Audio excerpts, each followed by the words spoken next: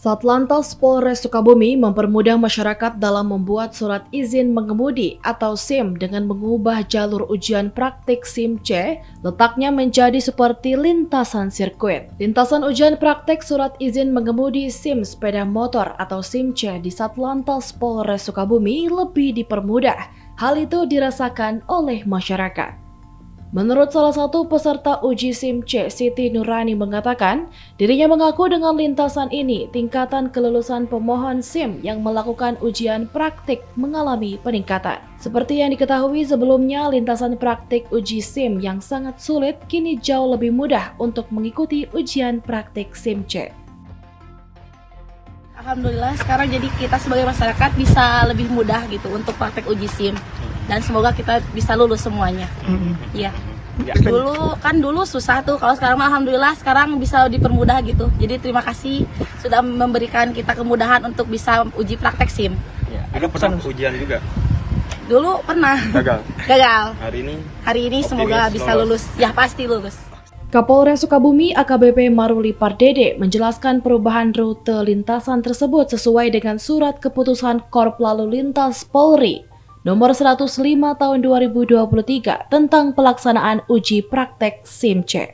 Lintasan ujian praktik surat izin mengemudi SIM sepeda motor atau SIM C di Satlantas Polres Sukabumi lebih dipermudah dibanding rute sebelumnya.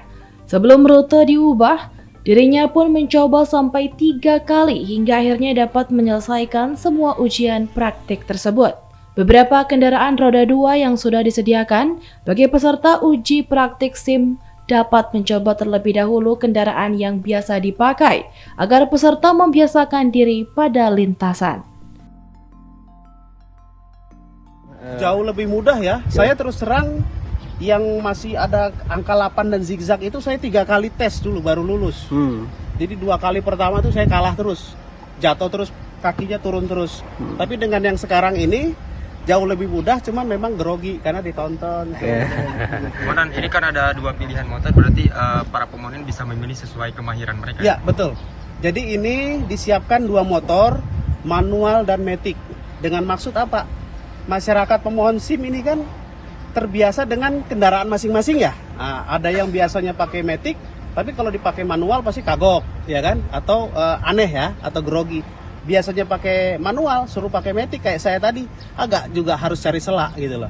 Nah makanya ini diberikan kesempatan masyarakat bisa memilih sesuai dengan apa kendaraan yang biasa dipakai, dan juga kita kasih kesempatan ya, kasih kesempatan latihan dulu 2 kali sehingga tidak kaku atau tidak grogi dengan kendaraan yang baru pertama kali digunakan oleh mereka. Dari Kecamatan Palabuhan Ratu, Kabupaten Sukabumi, Indra Sopyan melaporkan.